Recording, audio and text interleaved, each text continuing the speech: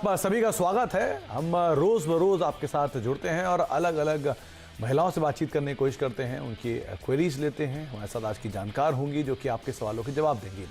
आप भी हमसे सवाल पूछ सकते हैं 7045220000। ये हमारा व्हाट्सएप नंबर है, इस पर आप सवाल भेजिए और हमारी जानकार आपको पोर्टफोलियो बनाने का मौका देंगी, सीधे आपसे बातचीत करेंगी। पहले बातचीत करते हैं मार्केट्स को लेकर। करीब करीब 280 अंक नीचे अभी सेंसेक्स कामकाज कर रहा है। एक तेज बिकवाली आई थी और उसके बाद यानी पहले शुरुआती तेजी, उसके बाद एक तेज डिप और लोअर लेवल से रिकवरी के साथ मार्केट्स अभी रेंज बाउंड ट्रेड करता हुआ दिखाई पड़ रहा है। करीब करीब 270 अंक अभी भी सेंसेक्स नीचे है, 74 अंक नीचे निफ्टी है, आधा % के आसपास की गिरावट है। थोड़ा respite mid cap small cap में आपको दिखाई पड़ेगा। इंटेंसिटी फॉल की उतनी तेज वहां नहीं है जितनी तेज बाकी स्पेस में है। निफ्टी बैंक लोअर लेवल से रिकवर हुआ, इसमें आईसीआईसीआई बैंक, एसबीआई का मेजर कंट्रीब्यूशन है, एक्सिस बैंक का मेजर कंट्रीब्यूशन है। और उसके अलावा आपको आज फार्मास्यूटिकल तेज दिखाई पड़ेगा, जिसमें ग्लेनमार्क करीब 7% ऊपर कामकाज करता हुआ दिखाई पड़ रहा है। इसके अलावा सिप्ला जो कि तेजी में अभी कामकाज कर रहा है। साथ ही साथ मेटल के सेलेक्टिव स्टॉक जैसे कि हिंडाल्को, टाटा स्टील जो कि तेजी में कामकाज करते हुए दिखाई पड़ रहे हैं। ग्लेनमार्क फार्मा आपकी स्क्रीन पर है, करीब 7%, 7.5% ऊपर ये कामकाज कर रहा है। सिप्ला में करीब 2.5% के आसपास का उछाल देखने को मिल रहा है। हिंडाल्को, टाटा स्टील भी हायर लेवल से थोड़े हल्के ज़रूर हुए हैं, लेकिन अभी भी हरा निशानी यहाँ पर देखने को मिल रहा है।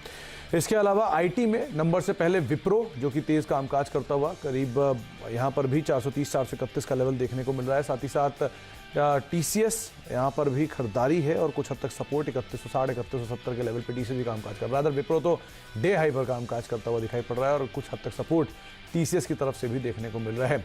इसके अलावा कैडिला जो कि तेजी में है ऑलरेडी 1.5% की, वहाँ पर खबर भी आ रही है कि रेमडेसिविर का जो प्रोडक्शन है वो दोगुना करेगी ये कंपनी, और जिस तरह की डिमांड है, जिस तरह के हालात हैं, उन हालातों में इसकी बहुत ज़रूरत भी है। तो करीब करीब 1.5% ऊपर कैडिला कामकाज करते हुए, कैडिला, सिप्ला, ग्लेनमार्क, औरो सब में मोरलेस खरीदारी देखने को मिल रही है या फिर फ्लैट टू पॉजिटिव टोन पे ही कामकाज होता हुआ दिखाई पड़ रहा है। चलिए आगे बढ़ते हैं और आज की जानकार आस्था जैन हमारे साथ मौजूद है, उनसे हम बातचीत करते हैं और समझ लेते हैं कि मार्केट्स को किस तरह से देख रही हैं, कौन से लेवल्स हैं जो कि क्रूशियल हैं और आगे चलकर रणनीति क्या होनी चाहिए। आस्था, मार्केट्स में तो एक रेंज बाउंड ट्रेड है, अर्निंग्स की शुरुआत हो चुकी है। इन्फोसिस के नंबर्स थोड़े से ढीले थे, लेकिन टीसीएस के नंबर्स ने ठीक ठाक प्रदर्शन किया। इन चीज़ों को देखते हुए क्या करना चाहिए मार्केट्स में? Good afternoon Sumit. देखा जाए तो जिस तरह से अभी निफ्टी की यहाँ पे चार्ट्स की जो फॉर्मेशन हो रही है, इनफैक्ट जब लास्ट वीक मैंने सास बहू सेंसेक्स शो किया था, मैंने प्रिडिक्ट किया था कि जब तक 14,900 के ऊपर का बंद नहीं हो जाता निफ्टी में, तब तक एक वापस से तेजी आएगी, ऐसा लगता नहीं है। और इनफैक्ट एक हमने तेजी भी देखी, लेकिन 900 के ऊपर क्लोज नहीं किया निफ्टी ने और वहां से ही हमने गिरावट देखी। अब जो चार्ट्स की फॉर्मेशन हो रही है उसमें एक बेस फॉर्मेशन हो रहा है 14,200 पे। अब 14,200 के नीचे अगर निफ्टी ने बंद किया तो वापस से गिरावट हमें देखने को मिल सकती है, जो निफ्टी को नीचे की तरफ ले जा सकती है 13,900 के स्तर तक। तो हाल फिलहाल में मेरी यहाँ पे राय रहेगी कि नई पोजीशंस अभी भी ना ले, क्योंकि जो डेली चार्ट्स में फॉर्मेशन है वो एक रेंज बाउंड, जो आपने भी यहाँ पे बोला, एक रेंज बाउंड ट्रेड का ही यहाँ पे एक मोमेंटम दर्शा रहा है 14,200 से लेकर 600 के बीच में। तो मेरे हिसाब से नई पोजीशंस लेने का ये मार्केट बिल्कुल भी नहीं है। ऊपर में 650, 700 के स्तर को कन्विंसिंगली यहाँ पे ब्रेक करके बंद करती है निफ्टी, तो ही हम तेजी का एक वापस से एक मोमेंटम लौटेगा, ऐसा हम कह सकते हैं। बट हाल फिलहाल में वेट एंड वॉच करिए। जिन्होंने ऑलरेडी पोजीशंस ली है वो 14,200 का एक स्प्लिट स्टॉप लॉस लगा ले, निफ्टी में पोजीशंस को कैरी करें, लेकिन ऊपर में निकलने का ही यहाँ पे एक कॉल रहेगा। तो निकलने की राय रहेगी ऊपरी स्तरों पे, और नीचे में 14,200 के एक सपोर्ट के साथ पोजीशंस को होल्ड किया जा सकता है निफ्टी में। तो 14,200 ये आप एक लेवल ध्यान रखें नीचे की तरफ, और नो ट्रेड जोन आप मान के चलें निफ्टी के लिए, जहां पर अभी खरीदारी नहीं। 14,600 के ऊपर अगर बाजार कन्विंसिंगली बंद होता है तो आप ये कॉल ले सकती हैं। अच्छा आस्था मैम, निफ्टी बैंक को लेकर आप क्या राय रखती हैं? क्योंकि निफ्टी की बिकवाली के सामने निफ्टी बैंक में रिकवरी है लोअर लेवल से, स्ट्रांगली आईसीआईसीआई, एसबीआई दोनों हैवी वेट्स पार्टिसिपेट कर रहे हैं। यहाँ पे क्या वन नॉच बेटर सिचुएशन है? बेसिकली देखा जाए तो निफ्टी बैंक में हमने बहुत भारी बिकवाली देखी थी, और इनफैक्ट जो परसों का ट्रेडिंग सेशन था उसमें एक बाउंस बैक आया था, और ये बाउंस बैक की वजह से आज थोड़ा सा तेजी हमें देखने को मिल रही है। ऊपरी स्तरों से तो अभी भी गिरावट है। मेरे हिसाब से गैप की फॉर्मेशन हुई थी निफ्टी बैंक में 32,972 के आसपास का। ये गैप एक बार हो सकता है कि एक फॉर्म जो हुआ है उसको फिल करने के लिए थोड़ा सा एक ऊपर में आए, लेकिन 32,300 की मैं यहाँ पे बात कर रही हूँ। तो निफ्टी निफ्टी बैंक एक गैप जो बना हुआ है उसको फिल करने के लिए ऊपर आ सकता है, लेकिन ज्यादा से ज्यादा 32,300 तक। उसके ऊपर अगर बंद करता है तो ही हम मानेंगे कि वापस से तेजी लौटी है। तो मेरे हिसाब से जो ट्रेडर्स यहाँ पोजीशन लेके बैठे हुए हैं वो 32,300 के आसपास निफ्टी बैंक में एग्जिट कर जाएं, क्योंकि वहां से हो सकता है वापस से हमें यहाँ पे नीचे की तरफ निफ्टी बैंक देखने को मिले। और नीचे में जो सपोर्ट बना हुआ है वो स्ट्रॉन्ग सपोर्ट रहेगा 30,700 का, जो परसों का लो है। तो उसी के स्टॉप लॉस के साथ होल्ड करिए, लेकिन ऊपर में 32,300 पे निकलने की राय रहेगी। तो 32,300 पे आप निकलने की कोशिश करें, क्योंकि गिरावट तेरी थोड़ी ज़्यादा थी, इसीलिए उतनी ज़्यादा गिरावट अब नहीं देखने को मिल रही है निफ्टी बैंक में। अच्छा आस्था मैम, कोई कॉल्स आपने आइडेंटिफाई की हैं? आपको लगता है मार्केट्स में कहीं तेजी या मंदी की जा सकती है? देखिए सुमित, जब भी आईटी के रिजल्ट्स आते हैं, पिछले कुछ दिनों से जो ट्रेंड बना है वो यही है कि रिजल्ट के टाइम हम आईटी स्टॉक्स में एक गिरावट देखते हैं। रिजल्ट्स कितने भी मजबूत हो, लास्ट टाइम इन्फोसिस ने भी वैसा ही परफॉर्म किया था, टीसीएस ने भी। तो मेरे हिसाब से थोड़ा सा भी आईटी स्टॉक्स यहाँ पे थोड़ी सी गिरावट और दिखा सकते हैं, पर मेरे हिसाब से लेने के मौके रहेंगे। डिप्स आता है तो अभी नहीं, थोड़ी गिरावट और आ सकती है। लेना ही अगर किसी को है तो फार्मा बहुत बढ़िया काउंटर लगता है। डीवीज लैब पे मैं काफी ज्यादा पॉजिटिव हूँ। लॉन्ग टर्म पर्सपेक्टिव से अभी मैं कॉल दूंगी, क्योंकि शॉर्ट टर्म में वॉलेटिलिटी है, तो हो सकता है थोड़े से यहाँ पे हमें लोअर लेवल्स देखने को मिले। तो डीवीज लैब खरीदा जा सकता है। केमिकल स्टॉक्स में नवीन फ्लोरिन मुझे काफी पसंद आता है, और आईटी में एचसीएल टेक। लेकिन तीनों ही स्टॉक्स ऐसे रहेंगे जो कि यहाँ पे गिरावट आती है तो खरीदारी के मौके बहुत बढ़िया यहाँ पे निकल के आते हैं, तो वहां पे ध्यान रखना चाहिए। इस लैब फार्मा से, इसके अलावा आप नवीन फ्लोरीन केमिकल से, और एचसीएल टेक आईटी से, ये 3 नाम हैं जिनके ऊपर आप ध्यान रख सकते हैं। कोई भी गिरावट मिलती है तो आप वहां खरीदारी करें, पोजिशनल तौर पे इसको आप देखें। छोटी अवधि में थोड़ी बहुत उतार चढ़ाव जरूर देखने को मिलेगा, लेकिन हाँ मध्यम से लंबी अवधि में आप इनको देख सकते हैं। चलिए अब हमारे 3 दर्शक आज की मौजूद हैं, उनसे हम बातचीत करेंगे। हमारे साथ कस्तूरी पारिक मौजूद हैं जो कि कोयम्बतूर से हैं, रूपल शाह हैं जो कि मुंबई से हैं, और शिखा हैं जो कि गांधीधाम से मौजूद हैं। आप तीनों को ही नमस्कार, और तीनों का ही बहुत बहुत शुक्रिया हमारे साथ बने रहने के लिए और हमारे साथ मौजूद रह के सवाल पूछने के लिए। सबसे पहले शुरुआत करते हैं रूपल जी के साथ। रूपल जी नमस्कार। हेलो जी रूपल जी सुन पा रही हैं? या सर, नमस्ते। नमस्कार Rupal ji. Good afternoon sir. क्या करती हैं रूपल जी आप? रूपल मैं सर एक्चुअली इंश्योरेंस एडवाइजर हूँ, और साथ में थोड़ा पोस्ट ऑफिस का भी थोड़ा काम कर लेती हूँ। अच्छा, तो फाइनेंशियल मार्केट से आप काफी समय से एसोसिएटेड जी हैं? हाँ, जी हाँ सर। चलिए, कैसा रहा आपका एक्सपीरियंस अब तक इस मार्केट में? बहुत अच्छा सर। और इन्वेस्टमेंट क्या किया है आपने? मैंने किया है सर, बीपीसीएल का है। अभी कल मैंने परसों 2 दिन पहले टाटा पावर का भी लिया है। ओके इसके अलावा रेटेल भी है मेरे पास, अशोक लेलैंड भी है। ओके, तो आप और एक बड़ा पोर्टफोलियो चलाती हैं अपना। जी हाँ, कम से कम 8 से 10 प्रोडक्ट तो है मेरे पास। चलिए बढ़िया। कितने समय से आप इन्वेस्ट कर रही हैं रूपल मैम? मैं काफी टाइम से हूँ सर, एक्चुअली मैंने बचपन से पापा से ही सीखा है।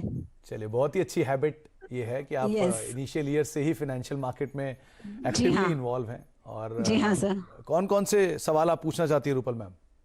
मुझे एक्चुअली बीपीसीएल के लिए था। मैंने जब लिया तभी थोड़ा मार्केट भी हाई था, और अभी ये काफी डाउन जा रहा है, तो क्या इसको मैं लॉन्ग टर्म पे इन्वेस्ट कर रख सकती हूँ क्या? वैसे आपने क्या सोचा था इसमें जब आपने इन्वेस्ट किया था? मैं लॉन्ग टर्म के लिए सोचा था सर। तो क्या रैशनल आपने रखा था कि ये कंपनी बिकेगी? मुझे नहीं, मुझे लग रहा था कि कम से कम 550 तक जाएगा सर। ओके। आस्था मैम, बीपीसीएल करीब करीब 405 का मौजूदा स्तर है, 440 पे खरीदारी है, 35 रुपए का अभी लॉस है, क्योंकि जिस तरह का नजरिया इन्होंने रखा है बहुत ज्यादा डैमेज तो नहीं दिखाई पड़ रहा है, और खरीदारी का लेवल भी ठीक ठाक है। क्या करना चाहिए? अगर इस समय दे सकती हैं तो क्या करें बीपीसीएल में?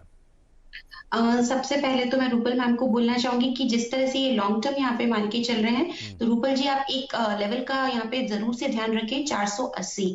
जब तक ये 480 के ऊपर नहीं जाता तब तक जो आपने एक ध्यान रखा था कि मैं 500 के ऊपर का प्राइस भी आप देखना चाह रहे थे, उसको आने में थोड़ा सा समय लगेगा। 480 के ऊपर जब तक ये कन्विंसिंगली क्लोज नहीं करता, क्योंकि बहुत इंपॉर्टेंट रेसिस्टेंस वहां पे बना हुआ है। हाल फिलहाल जो चार्ट की पोजिशन बनी हुई है, मुझे लगता है थोड़ा सा डिप अभी और यहाँ पे आ सकता है, यानी कि इनको पेशेंस रखना पड़ेगा।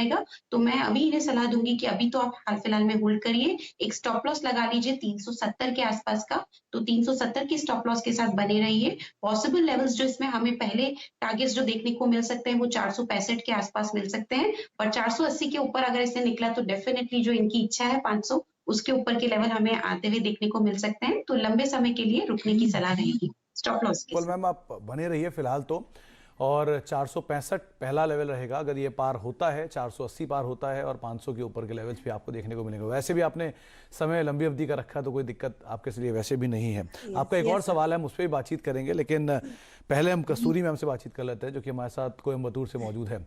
कस्तूरी मैम नमस्कार। सर नमस्कार। क्या मैम सवाल है आपका और आप क्या करते हैं? जी मेरे पास तो हैप्पीएस्ट माइंड है, मैंने लिया था 687.50 पैसे पर 1500 शेयर्स एंड PEL का है, मैंने लिया है 91 shares at the rate of 1450। Okay Kasturi ma'am, happiest mind लेने की कोई वजह, खास वजह? जी सर। हैप्पीएस्ट माइंड लेने की कोई खास वजह? नहीं, एक्चुअली टेक में थोड़ा इंटरेस्ट था मुझे इसीलिए।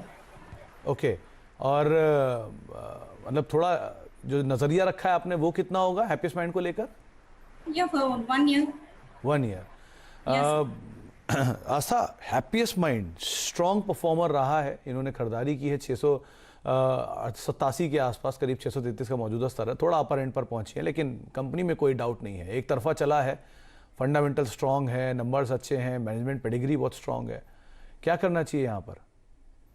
बेसिकली अगर मैं सिर्फ चार्ट्स की बात करूं सुमित, तो यहाँ पे देखा जाए तो तकरीबन फरवरी से लेके अप्रैल तक इसने काफी बढ़िया कंसोलिडेशन यहाँ पे किया था और इनफैक्ट अप्रैल में ही हमने देखा कि एक बढ़िया ब्रेकआउट आया था जो स्टॉक को ऊपर के लेवल 694 तक भी लेके गया था। तो मेरे हिसाब से तेजी तो इस काउंटर में है और इनको बिल्कुल यहाँ पे बने रहना चाहिए।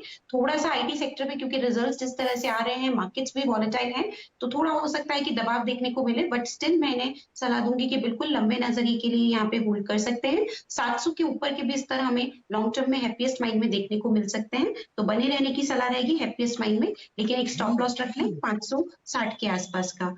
दूसरा सवाल इनका पीरामल एंटरप्राइजेस पे था। पीरामल एंटरप्राइजेस पे सवाल था और उसमें तो इनको मुनाफा भी अच्छा खासा हो रहा है। Rather NBFC space, pharma space, दोनों तरह की कंपनी है और इनका इन्वेस्टमेंट का जो समय है वो भी 1450 के आसपास का है, तो 1700 के आसपास पहुंच चुका है। अच्छा कस्तूरी मैम, ये पीरामल एंटरप्राइजेस में पोजीशन की क्या रैशनल रखा था आपने? एक्चुअली कोविड का पीरियड था ना, इसलिए हमने सोचा था कि फार्मा सेक्टर में अच्छी बढ़ी होगी, मतलब we will get a profit.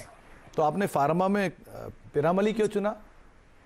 Piramal, I like the sector sir. चलिए खैर, पीरामल एंटरप्राइजेस आपने सही समय पर इसको चुना और सही मुनाफा भी आपको इसीलिए हो रहा है, 250 रुपये पर शेयर के आसपास का मुनाफा है। अच्छा आस्था, क्योंकि ऑलरेडी पोजीशन प्रॉफिट में है, तो कैसे इसे बचाएं और कैसे इसे बढ़ाएं?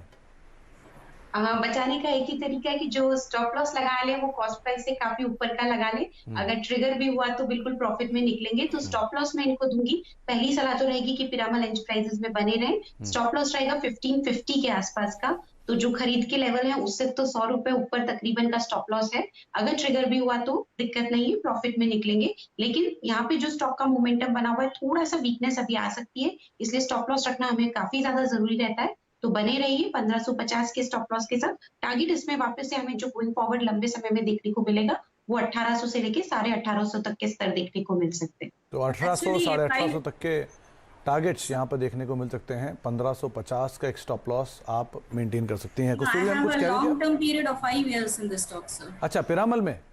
Yes yes. चलिए 5 साल का नजरिया, तो आस्था कोई फेरबदल अब टारगेट्स में?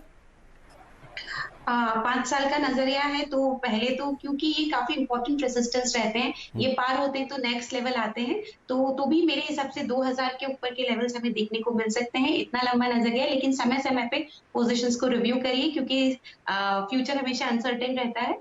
तो अभी तो हाल फिलहाल में जो लेवल्स देखने को मिल रहे हैं वो 1800 से 2000 है। बाकी समय समय पे CNBC आवाज पे कॉल करके रिव्यू करती रहिए पोजीशन को, तो हमेशा फायदा रहेगा। बहुत अच्छी कॉल आपने ली है कस्तूरी मैम और सही समय पर ली है, नजरिया आपने अच्छा रखा है। तो आप बस इतना करिएगा कि अपनी पोजीशंस को रिव्यू करते रहिएगा समय समय पर, नंबर्स के हिसाब से कैसे आंकड़े आते हैं, कैसे चीज़ें आती हैं। एक ब्रेक का वक्त है। एक बहुत इंटरेस्टिंग सवाल रूपल मैम ने पूछा है, वो भी हम बातचीत करेंगे और शिखा जी भी हमारे साथ मौजूद है गांधीधाम से, उनसे भी हम बातचीत करते हैं एक छोटे से ब्रेक के बाद।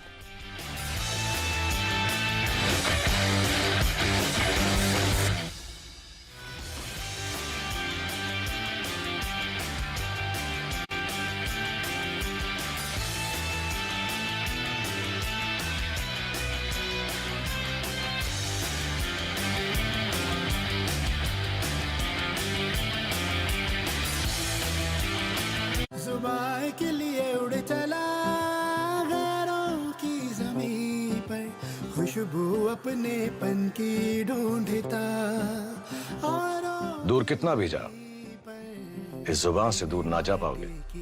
विमल, बोलो जुबान Kesari. Information technology is emerging stronger from COVID-19. Growing and new demand, unaffected delivery models, potential for improved margins, and currency upside make it an attractive sector to invest in. Invest in IT ETFs. Invest in the top IT stocks in one go.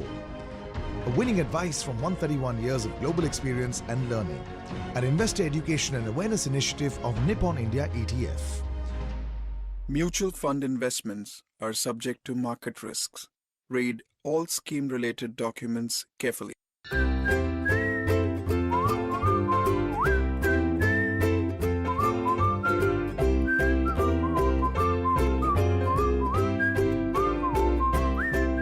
Hetic Fittings make your furniture work beautifully. German quality you can trust. दादा, coach कह रहे हैं कि इसमें ताकत की कमी है। ताकत? उसके लिए चाहिए फॉर्च्यून सोया बड़ी। इसमें है दूध से 15 गुना ज्यादा प्रोटीन और अनटच्ड बाय हैंड्स। फॉर्च्यून सोया बड़ी मेरी गारंटी है। अगर क्रिकेट बदल सकता है तो आपका सोया बड़ी क्यों नहीं? पुराना छोड़ो, नया लाओ। फॉर्च्यून सोया बड़ी, जबरदस्त प्रोटीन शक्ति। ये लो जी, आपका Mitsubishi heavy duty AC ready to roll जी।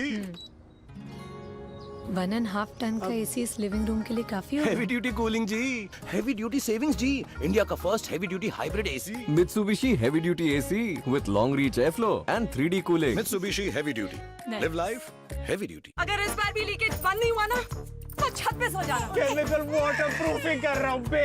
वाह, तू क्या कर रहा है? मैं तो खाना बचा रहा हूँ। ये देख, बार बार केमिकल वाटरप्रूफिंग नहीं, एक बार एशियन पेंट्स डैम प्रूफ कराओ। वारंटी वाले वाटरप्रूफिंग के लिए कॉल करें 80504 80504। जब दिलों को जीतने की कला आ गई, तब समझना कामयाब हो तुम। पान बहार, पहचान कामयाबी की। अरे मेरी बाइक ये अभी भी चलती है, दौड़ती है। इसमें गल्फ प्राइड ऑयल डालता हूँ, ये इंजन को रखे सुरक्षित और इसके ऑक्सीबिटर्स बाइक के इंस्टा पिकअप को रखे बरकरार सालों साल। फॉर्च्यून सोया बड़ी, इसमें है दूध से 15 गुना ज्यादा प्रोटीन, 99% फैट फ्री और अनटच्ड बाय हैंड्स। पुराना छोड़ो, नया लाओ। फॉर्च्यून सोया बड़ी, जबरदस्त प्रोटीन शक्ति। अरे भैया एकदम अचानक। एकदम।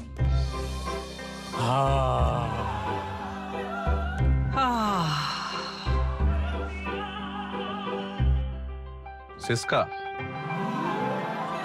जब घर में हो ठंडी हवा और सुकून की चाह, तो पंखा लगाओ Syska. Syska fans, light years ahead.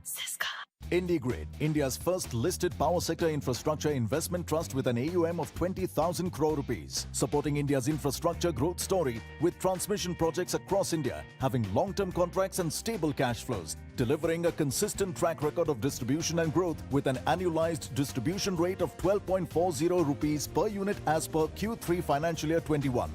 IndiGrid rights issue opens on 6th April, closes on 16th April 2021. For more details, refer to the letter of offer and addendum.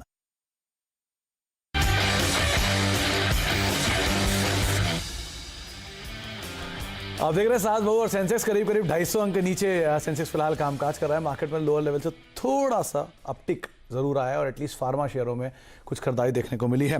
अच्छा, अब हमारी तीसरी दर्शक शिखा मौजूद हैं गांधीधाम से। शिखा मैम नमस्कार। नमस्ते सर। नमस्कार शिखा जी, क्या सवाल है आपका? मेरा सवाल ये है कि सर मैंने आईसीआईसीआई सिक्योरिटी का आईपीओ भरा था, तो वो 520 रुपीज में 28 शेयर्स थे। तो अब सर मेरा लॉस में चल रहा है, तो मुझे क्या करना चाहिए? अच्छा, तो आप वैसे शिखा मैम करती क्या?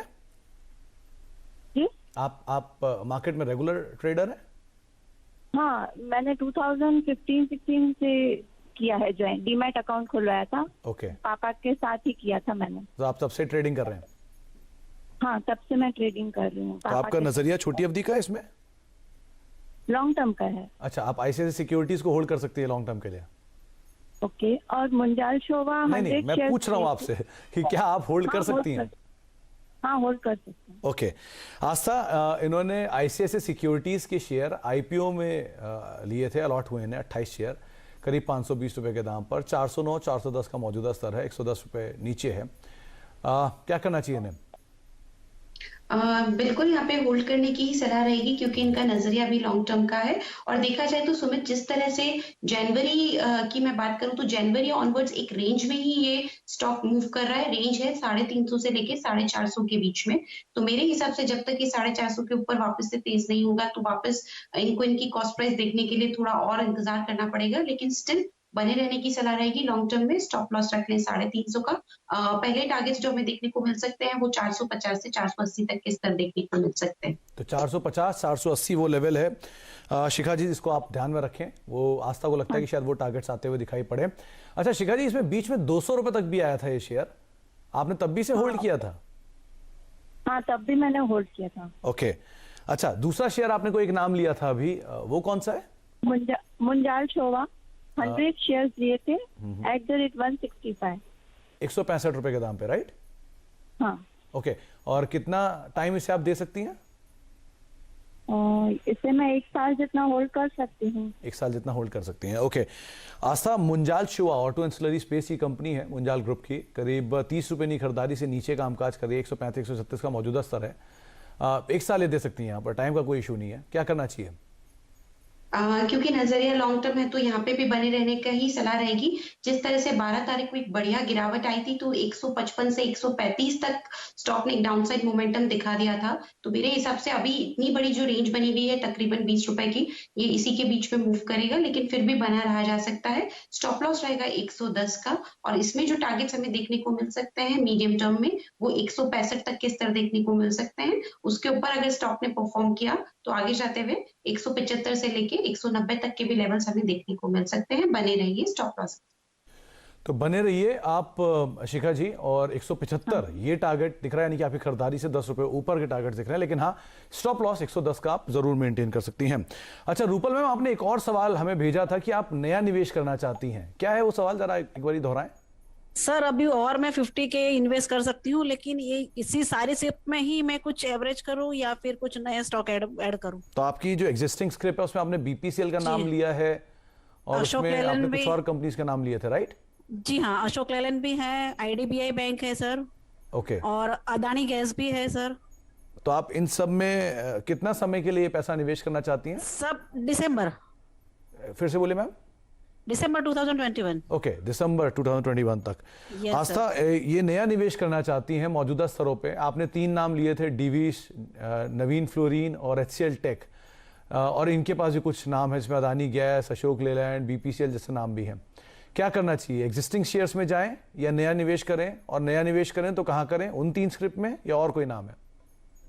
बेसिकली जो इनके एग्जिस्टिंग स्टॉक्स हैं उनको होल्ड करिए। नए निवेश के लिए जो मैंने 3 स्क्रिप्ट्स यहाँ पे बताई थी वो तो बढ़िया लगती है। इनफैक्ट मेरे को बैंकिंग स्टॉक्स भी काफी बढ़िया लगते हैं, लेकिन टॉप बैंकिंग स्टॉक्स, क्योंकि जिस तरह का भी एनवायरनमेंट बना हुआ है, मेरे हिसाब से जो टॉप बैंकिंग काउंटर्स हैं जिसमें एचडीएफसी बैंक और आईसीआईसीआई बैंक मुझे काफी पसंद आता है, तो वहां पे भी एक एडिशंस किए जा सकते हैं। पर अभी नहीं करें, एक बार रिजल्ट आने दीजिए, लोअर लेवल पे मिलते हैं तो वो दोनों बैंक भी ये अपने पोर्टफोलियो में ऐड कर सकते हैं, और बाकी जो स्टॉक्स हैं उनको कंटिन्यू होल्ड करें।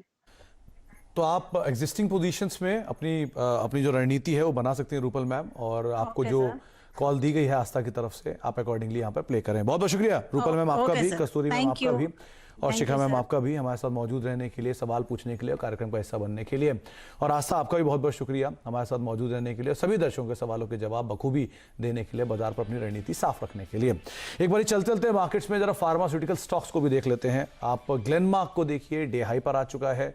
कैडिला, सिप्ला जिसकी भी हम बात कर रहे थे वहां पर तेजी है। डिवीस जो आपको थोड़ी देर पहले बताया था आस्था ने, वो भी दिन के ऊपरी स्तरों पर आ चुका है। औरोबिंदो फार्मा, आज सुबह यतिन ने खबर बताई थी इसके बारे में, लोअर लेवल से एक स्ट्रॉन्ग रिकवरी वहां पर भी आते हुए दिखाई पड़ रही है। दिन के ऊपरी स्तरों पर डिवीस आपको दिख रहा है, दिन के ऊपरी स्तरों पर ग्लेनमार्क दिख रहा है। औरोबिंदो फार्मा लोअर लेवल से एक स्ट्रॉन्ग पुल बैक के बाद 919 920 पे कामकाज करता हुआ। सिप्ला 913 पर करीब 3-3.5% ऊपर। तो पूरे फार्मास्यूटिकल स्पेस में दोबारा एक स्ट्रॉन्ग बस बन रहा है। आप नजर रखिए, शायद सेकेंड हाफ में यहां पर कुछ और मोमेंटम कैरी हो। आस्था ने कुछ देर पहले आपको डिवीस लैब स्पेस से बताया, जिसके ऊपर आप नजर रख सकते हैं।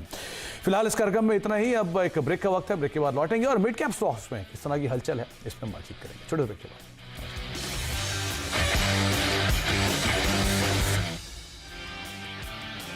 Mogia Steel presents Majboot Stocks of the Day.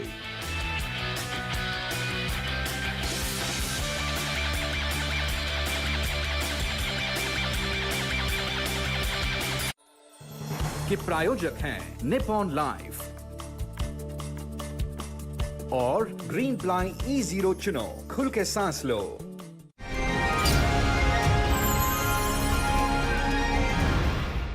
Director company के अंकित शर्मा साहब आज हमारे साथ शो में मौजूद हैं। अंकित जी, हमें ये बताइए कि कंपनी का बैकग्राउंड क्या है, किस तरीके से आपने शुरुआत की और आज किस मुकाम पर खड़े हैं? सबसे पहले आपने बोला शुरुआत से, तो शुरुआत की जहाँ तक बात है, मैंने अपना करियर 2004 से स्टार्ट किया था सेल्स एंड मार्केटिंग की जॉब से।